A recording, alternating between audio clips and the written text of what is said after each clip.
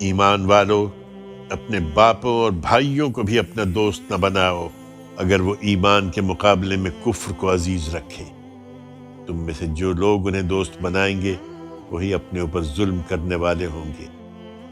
ان سے کہہ دو اے پیغمبر کہ اگر تمہارے باپ اور تمہارے بیٹے، تمہارے بھائی، تمہاری بیویاں، تمہارا خاندان اور تمہارا وہ مال جو تم نے کمایا ہے، اور وہ تجارت جس کے مندے سے تم ڈرتے ہو، اور تمہارے وہ گھر جنہیں تم پسند کرتے ہو، یہ سب تمہیں اللہ سے، اس کے رسول سے اور اس کی راہ میں جہاد سے زیادہ عزیز ہیں، تو انتظار کرو یہاں تک کہ اللہ اپنا فیصلہ صادر کر دے، اور جان لو کہ اس طرح کے بد عہد لوگوں کو اللہ راہیاب نہیں کرے گا۔ حقیقت یہ ہے کہ اللہ نے بہت سے موقعوں پر تمہاری مدد کی ہے۔ ابھی حنین کے دن بھی جب تم اپنی کثرت پر اترا رہے تھے، پھر وہ تمہارے کچھ کام نہ آئی، اور زمین اپنی وسعتوں کے باوجود تم پر تنگ ہو گئی۔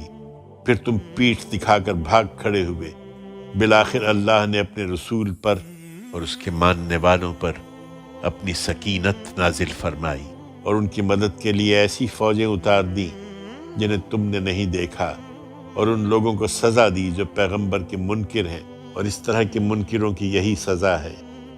پھر اس کے بعد اللہ جس پر چاہے عنایت فرماتا اور اسے توبہ کی توفیق بھی دیتا ہے۔